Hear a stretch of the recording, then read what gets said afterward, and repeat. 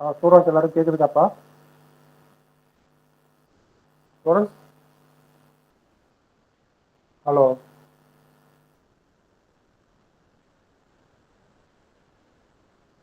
Voice கேக்குதாப்பா? Hello students,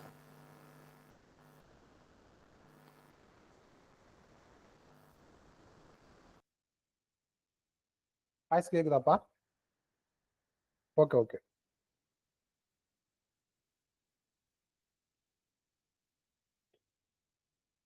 okay, நாம இன்னைக்கு என்ன டாபிக் பார்க்க போறோம் அப்படின்னா, பிசி டெஸ்ட் 7 ஜிஎஸ் அதனுடைய கொஸ்டினுடைய டிஸ்கஷன் அண்ட் கீஸ் தான் ஃபுல்லா பார்க்க போறோம் நம்ம. ஓகேவா? ஓகே.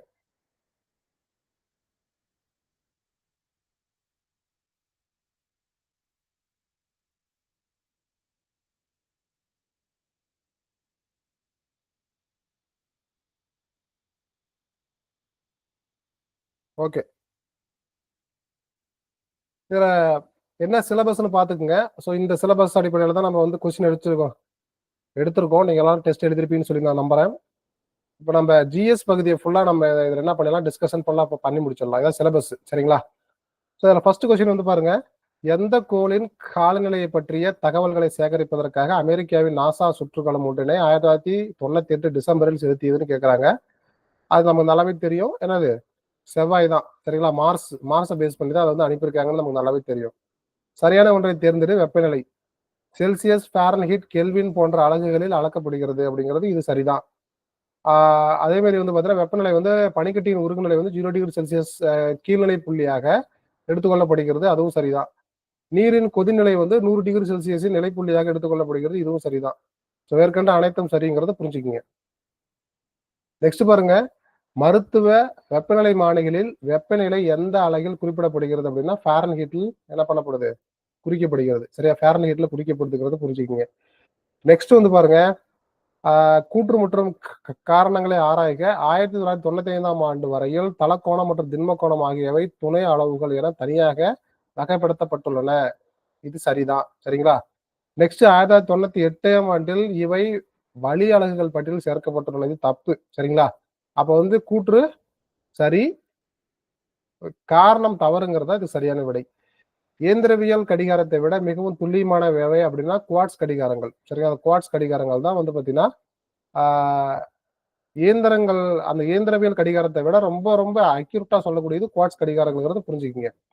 வளிமண்டல அழுத்தம் 1 ஏடிஎம் இது பாராமீட்டரில் உள்ள 76 சென்டிமீட்டர் உயரமுடைய பாதரசத்தால் செயல்படுத்தப்படும் செலுத்தப்படும் அழுத்தம் வந்து பாத்தீங்கன்னா 1.01 into 10 power 1.01 into 105 newton meter by squared. அதாவது பார்த்தீங்கன்னா மீட்டர் பை ஸ்கொயர்னு சொல்லலாம், அல்லது நியூட்டன் மீட்டர் பவர் -2ன்னு கூட சொல்லலாம்.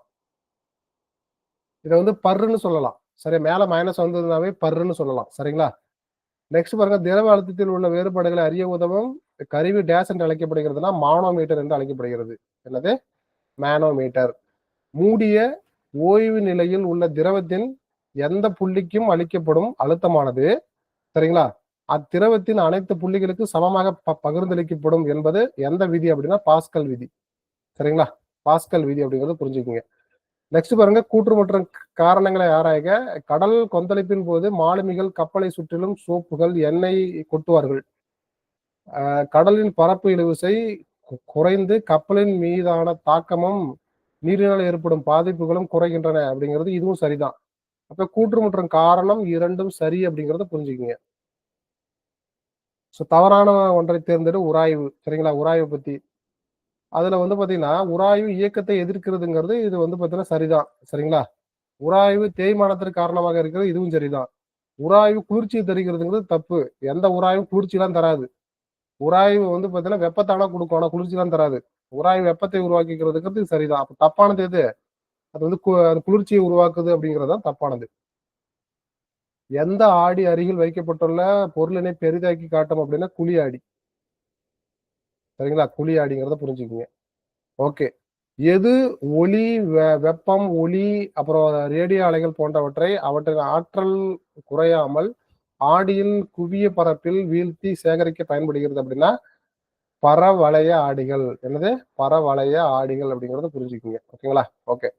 பொறுத்துக. பொருள் வந்து ஒளிவிலகல் எண். காற்றுங்கிறது வந்து பாத்தீங்கன்னா 1.0 அப்படிங்கிறது ஒண்ணு. சரிங்களா? அதே நீருங்கிறது பாத்தீங்கன்னா 1.33. ஈதர் அப்படிங்கிறது 1.36. அதே மாதிரி மண்ணெண்ணெய் அப்படிங்கிறது வந்து பாத்தீங்கன்னா 1.41 அப்படிங்கறத புரிஞ்சுக்குங்க. சரிங்களா? ஓகே. நெக்ஸ்ட் பாருங்க, தவறான ஒன்றை தேர்ந்தெடு. அதான் பொருள்களின் ஒளிவிலகல் எண் அப்படிங்கறத புரிஞ்சுக்கலாம். இதுல சாதாரண கண்ணாடி 1.36 தான் தப்பானது. சரிங்களா? மத்தது எல்லாமே சரியானதான். எது எது சரியானது?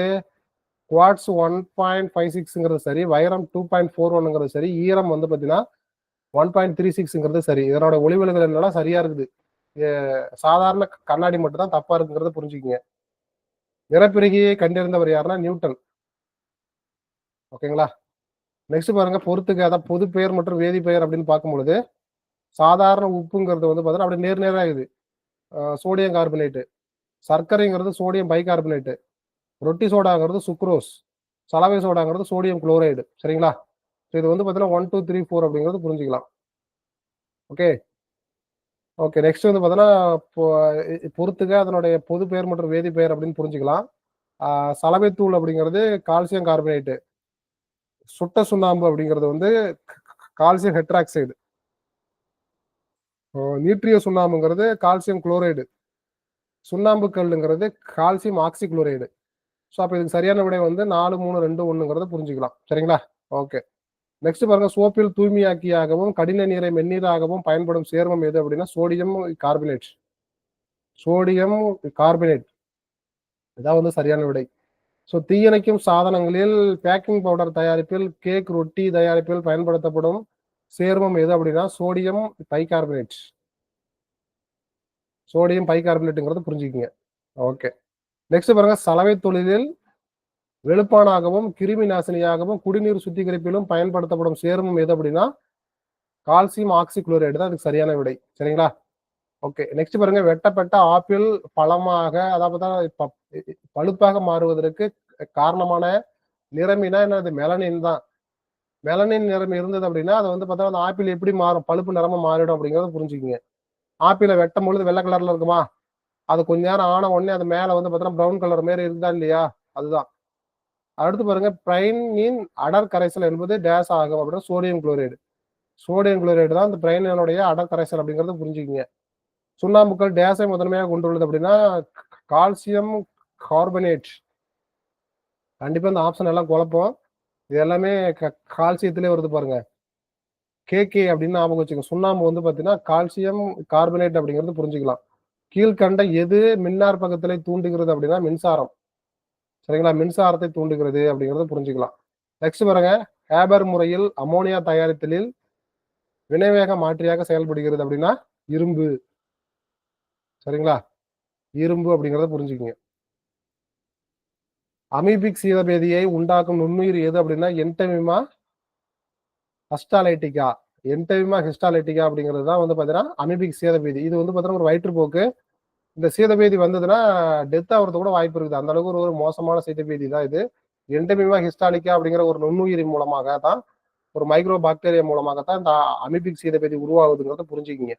மலேரியா உண்டாகும் நுண்ணுயிரி எது அப்படின்னா பிளாஸ்மோடியம் அப்படிங்கறத புரிஞ்சுக்கலாம். என்னது? பிளாஸ்மோடியம். நெக்ஸ்ட் பாருங்க, கால்நடைக்கு ஏற்படும் ஆந்த்ராக்ஸ் நோய் உண்டாகும் நுண்ணுயிர் எது அப்படின்னா என்டமிமா ஹிஸ்டாலைட்டிகா அப்படிங்கறது புரிஞ்சுக்கங்க. என்டமிமா ஹிஸ்டாலைட்டிகா. என்டமிமா ஹிஸ்டாலைட்டிகா. வாய் மற்றும் கால் குழம்பு நோய் எதனால் உருவாகிறது அப்படின்னா ஆப்ரோ வைரஸ். சரிங்களா? ஆப்ரோ வைரஸ். ஆப்ரோ வைரஸ் தான் வந்து பாத்தீங்கன்னா வாய் மற்றும் கால் குழம்பு நோய் அதனால் உருவாகிறது அப்படிங்கிறது புரிஞ்சுக்கலாம். கூற்று மற்றும் காரணங்களை ஆராய்க. கச இலைகளை கொண்ட புரோட்டோசோவான ட்ரிப்னோசோமாவில் ஆப்பிரிக்க தூக்க வியாதி உண்டாகிறது அப்படிங்கிறது இது ஒண்ணு. நெக்ஸ்ட் வந்து பாத்தீங்கன்னா செட்சி என்னும் ஈக்கள் கடிப்பதன் மூலம் பரவுகிறது அப்படிங்கிறது இதுவும் சரிதான். அப்ப கூற்று மற்றும் காரணம் இரண்டும் சரி அப்படிங்கறத புரிஞ்சுக்கிங்க. சரிங்களா? நெக்ஸ்ட் பாருங்க, தனி செல் புரதம் கொண்ட பாசி எது அப்படின்னா குளோரல்லா ஸ்பைருலினா. சரியா? குளோரல்லா ஸ்பைருலினா அப்படிங்கறதா இது சரியான விடைங்கிறத புரிஞ்சுக்கிங்க. எந்த நுண்ணுயிரி கொல்லிகள் பூஞ்சையிலிருந்து தயாரிக்கப்படும் பல நோய்களை தீர்க்கும் மருந்தாக பயன்படுகிறது அப்படின்னா ஜெண்டாமைசின். ஜெண்டாமைசின் தான் இதுக்கு வந்து சரியான விடை. நெக்ஸ்ட் பாருங்க, குழந்தைகளிடம் ஒவ்வாமையை ஏற்படுத்தும் பூஞ்சை எது அப்படின்னா ஆஸ்பெர்ஜில்லஸ். ஆஸ்பெர்ஜில்லஸ் தான் இதுக்கு வந்து சரியான விடை. சரிங்களா? நெக்ஸ்ட் பாருங்க, முதலில் தோன்றிய உண்மையான நிலத்தாவரம் எது அப்படின்னா டெரிடோஃபைட்டா. டெரிடோஃபைட்டா தான் இதுக்கு வந்து ரொம்ப ஒரு முக்கியமான ஒரு நிலத்தாவரம் அப்படிங்கிறது ரொம்ப புரிஞ்சுக்கிங்க. சரிங்களா? அலோவேரா. அலோவேரானா என்னது? சோற்று கற்றாழை சொல்றோமா இல்லையா? எந்த குடும்பத்தை சார்ந்ததுன்னா லில்லேசி. லில்லேசிங்கிற ஒரு ஃபேமிலி. இதெல்லாம் டைரக்ட் வந்து ஃபேக்ட் தான். இதை வந்து மனப்பாடம் பண்ணிருந்தா எழுதலாம் அப்படிங்கிறத புரிஞ்சுக்கணும். மனித உடலில் மிக நீண்ட செல் நரம்பு செல்லின் நீளம் எவ்வளவு அப்படின்னா 90 to 100 மீட்டர் அப்படிங்கிறத புரிஞ்சுக்கங்க. 90 to 100 மீட்டர். எந்த திசு உணவுக்கூளை அலை இயக்கத்தின் மூலம் கீழ் நோக்கி நகர்த்துவது பயன்படுத்தப்படுகிறது அப்படின்னா தசை திசு. காற்று நுண்ணுரைகள் எத்தனை மில்லியன் நுரையீரலில் காணப்படுகிறது அப்படின்னா 480. சரியா? 480ங்கிறது புரிஞ்சுக்கிங்க. ஓகேங்களா? ஓகே. நெக்ஸ்ட் பாருங்க, சரியான ஒன்றை தேர்ந்தெடு சுவாசம் பற்றி. சரிங்களா? ஓய்வு நிலையில் உள்ள ஒரு வளர்ந்த மனிதன் சராசரி நிமிடத்திற்கு 15 to 18 முறை மூச்சு உள்ளிழுத்து வெளியிடுகிறான். இது சரிதான்.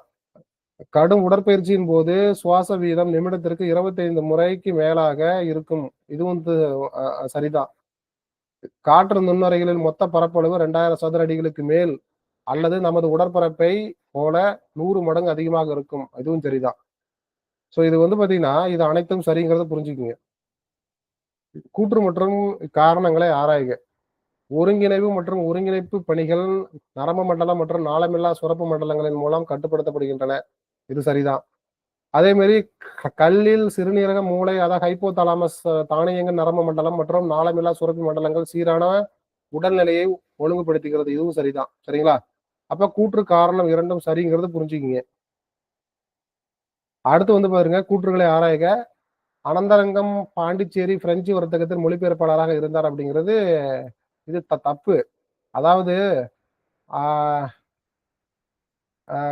பிரெஞ்சு வர்த்தகத்தில் போட்டிருக்காங்க. எது வந்து தவறுன்னு கேட்டிருக்காங்க. அனந்தரங்கர் நாட்குறிப்பு பாண்டிச்சேரியில் பிரெஞ்சு வர்த்தகத்தில் மொழிபெயர்ப்பாங்க.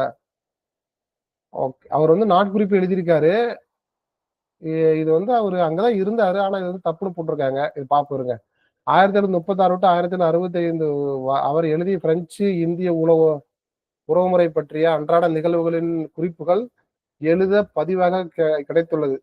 ஐ திங்க் ரெண்டுமே சரின்னு நினைக்கிறேன். சரிங்களா? இதை மட்டும் கொஞ்சம் செக் பண்ணிக்கோங்க. எனக்கு கொஞ்சம் டவுட்டா இருக்கு. சரிங்களா? ஓகே. நெக்ஸ்ட் பாருங்க, பொறுத்துங்க. புனித பிரான்சிஸ் ஆலயம் அப்படிங்கிறது வந்து பாத்தீங்கன்னா கொச்சியில் இருக்கு. புனித லூயிஸ் கோட்டை அப்படிங்கிறது பாண்டிச்சேரியில இருக்கு. புனித ஜார்ஜ் கோட்டை சென்னையில இருக்கு. புனித டேவிட் கோட்டை கடலூர்ல இருக்கு. 2, 1, 4, 3 தான் அதுக்கு சரியான விடைங்கிறத புரிஞ்சுக்கங்க.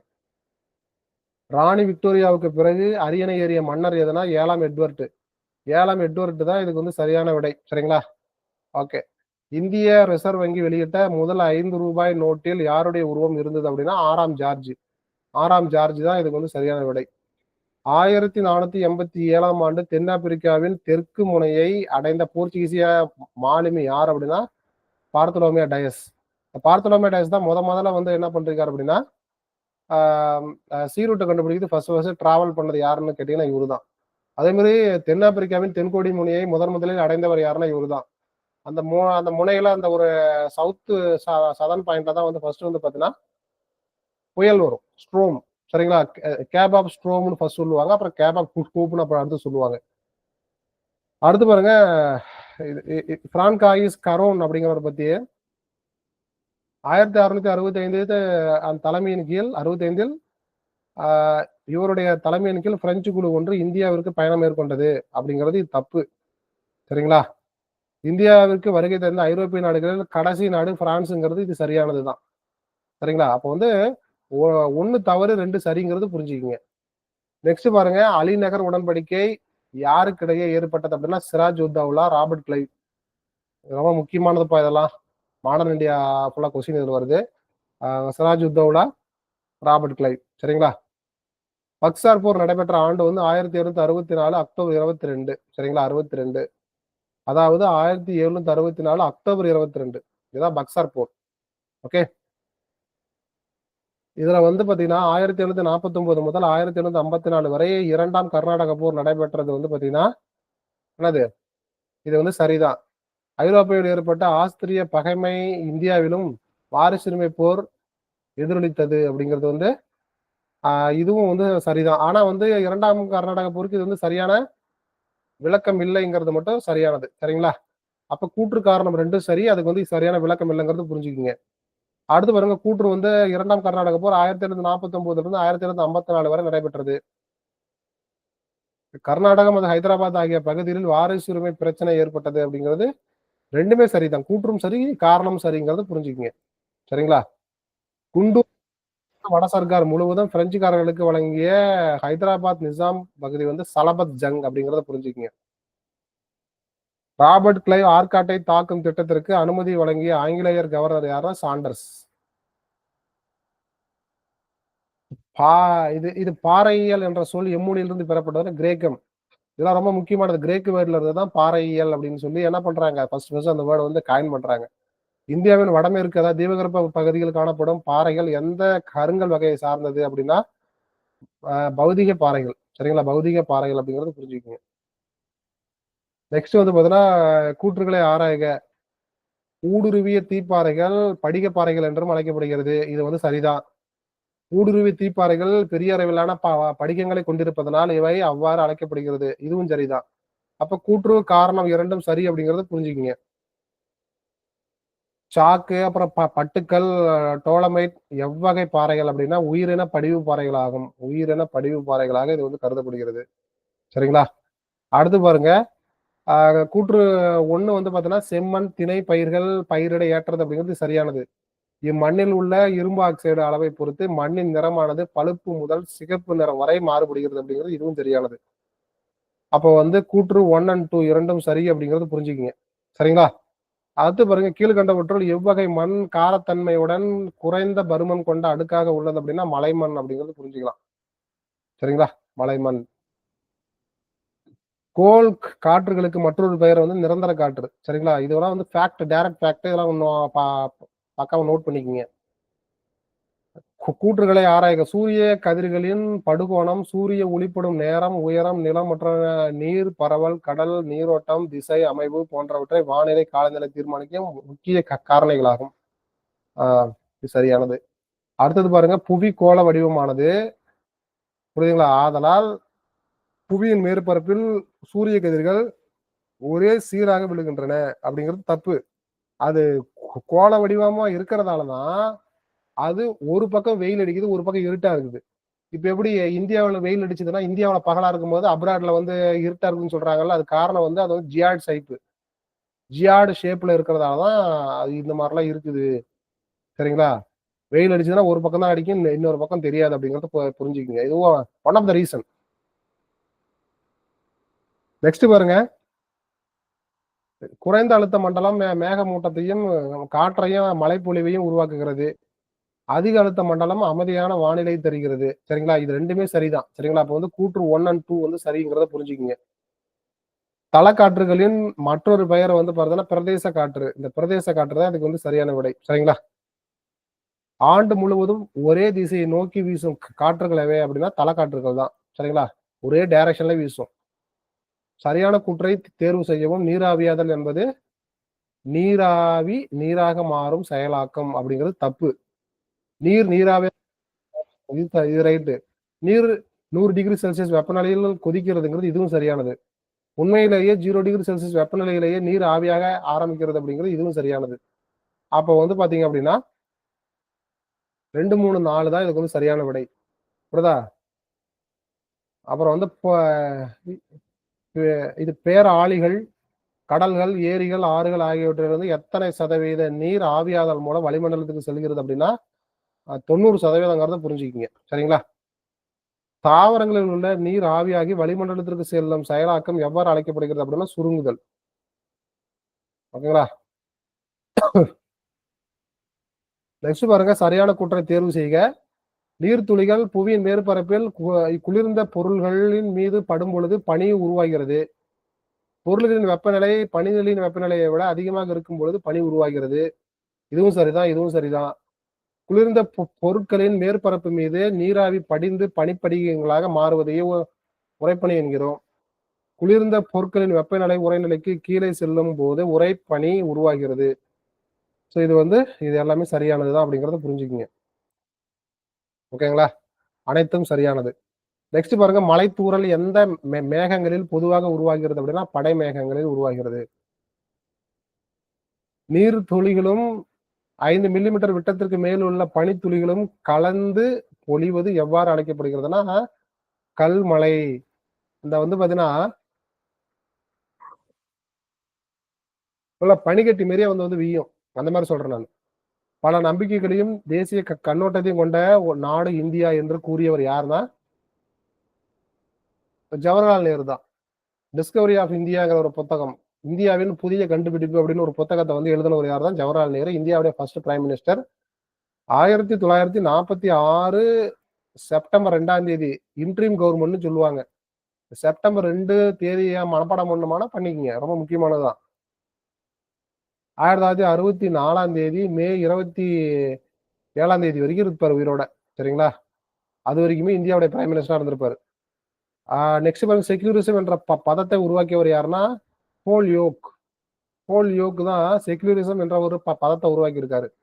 முகலாய பேரரசில் மத சகிப்புத்தன்மை கொள்கையை பின்பற்றியவர் யாருன்னா அக்பர். சரிங்களா? முகலாய பேரரசரான அக்பரின் கல்லறை எங்கு அமைந்துள்ளதுன்னா சிக்கந்தரா.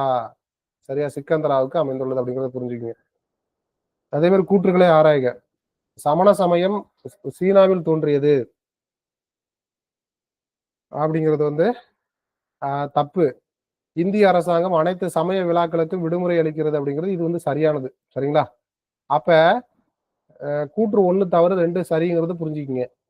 உலக மனித உரிமைகள் அறிவிப்பு எங்கு நடைபெற்ற மாநாட்டில் ஏற்றுக்கொள்ளப்பட்டதுன்னா லண்டன். இந்தியாவில் தேசிய மனித உரிமைகள் ஆணையம் நிறுவப்பட்ட நாள் 1993 அக்டோபர் 12ங்கிறத புரிஞ்சுக்கிங்க. National Human Rights commission.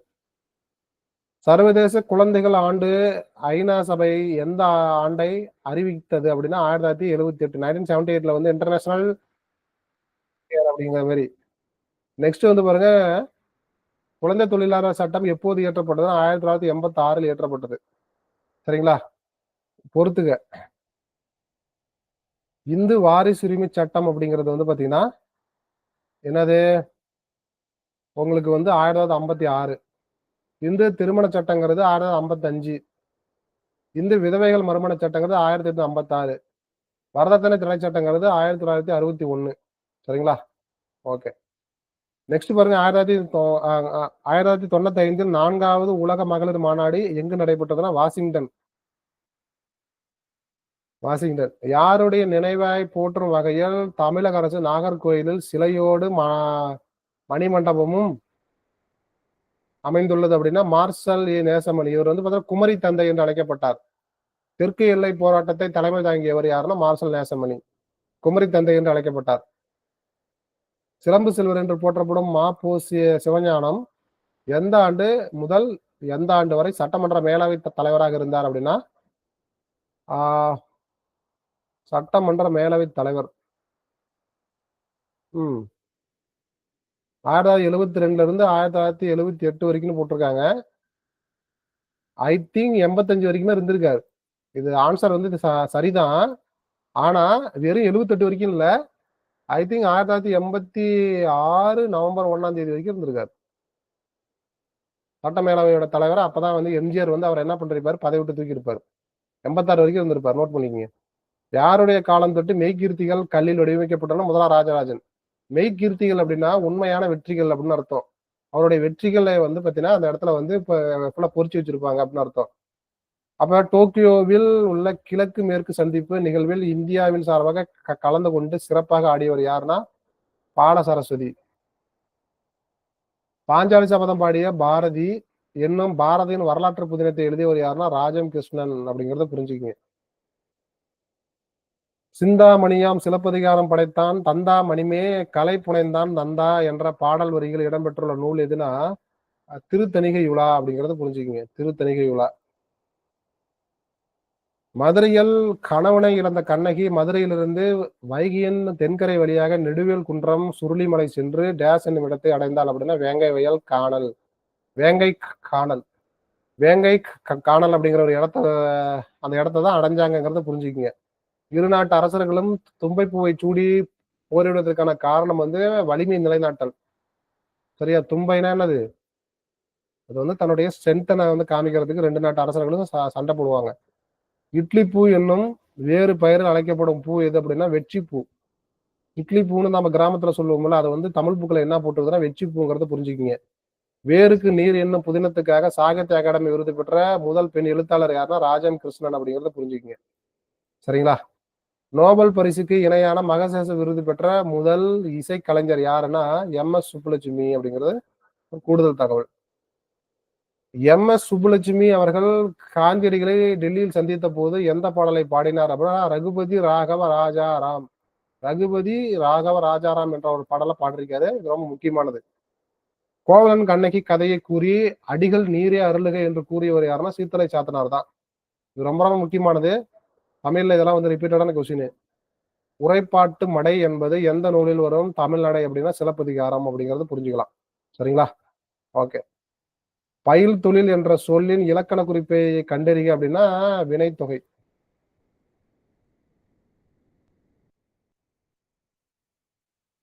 சொல்லின் பொருளை கண்டறிக அப்படின்னா வெற்றிலை விற்போர். சரிங்களா? வெற்றிலை விற்போர் தான். தூசும் துகிரும் ஆரமும் அகிலமும் மாசு ஆறு முத்தும் மணியும் பொன்னும் என்ற பாடல் வரிகள் இடம்பெற்றுள்ள நூல் வந்து பார்த்தீங்கன்னா சிலப்பதிகாரம். அப்புறம் வந்து பார்த்தீங்கன்னா கோப்பரகேசரி திருபுவன சக்கரவர்த்தி என்ற பட்டங்கள் கொண்ட அரசர் யாருன்னா இரண்டாம் ராஜராஜ சோழன். இரண்டாம் ராஜராஜ சோழன் தான் இதுக்கு வந்து சரியான விடை. தமிழ்நாடு பாரதமணி, பாரத தேவி, கிராம ஊழியன் ஆகிய இதழ்களின் ஆசிரியராக பணிபுரிந்தவர் தான் கூப்பா ரா அப்படின்னு சொல்லுவாங்க. அதாவது கூப்பா ராஜகோபாலன். மாப்போ சிவஞானம் வளார கண்ட ஒருமைப்பாடு என்னும் நூலுக்கு எந்த ஆண்டு சாகித்ய விருது பெற்றார் அப்படின்னா 1966. அடுத்து பார்த்தீங்கன்னா கீழ்கண்டவைகளில் எது கோயமுத்தூரில் புவியியல் குறியீடு பெற்றது அப்படின்னா கோரப்பட்டு புடவைகள். என்ன பட்டு புடவைகள்? கோரப்பட்டு புடவைகள் தான் இதுக்கு வந்து பார்த்தீங்கன்னா இது பண்றது. நெக்ஸ்ட் வெங்கல சாமான் எந்த மாவட்டத்தில் உள்ள புவியியல் குறியீடு அப்படின்னா தஞ்சாவூர் மாவட்டம்.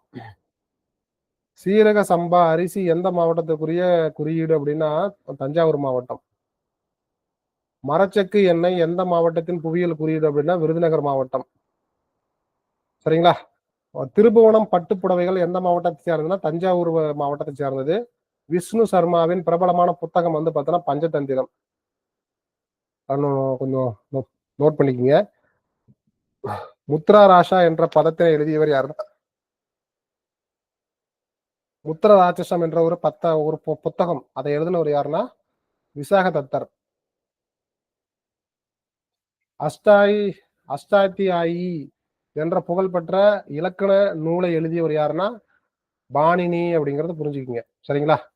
பாணினி. காளிதாசர் எழுதிய புத்தகங்களில் கீழ்கண்டவைகளில் எது இல்லை அப்படின்னா இயற்கை வரலாறு. இயற்கை வரலாறு தான் இல்லை. மற்றபடி வந்து ரகுவம்சம், மேகதூதம், குமார சம்பவம் இதெல்லாம் ஒண்ணுதான்.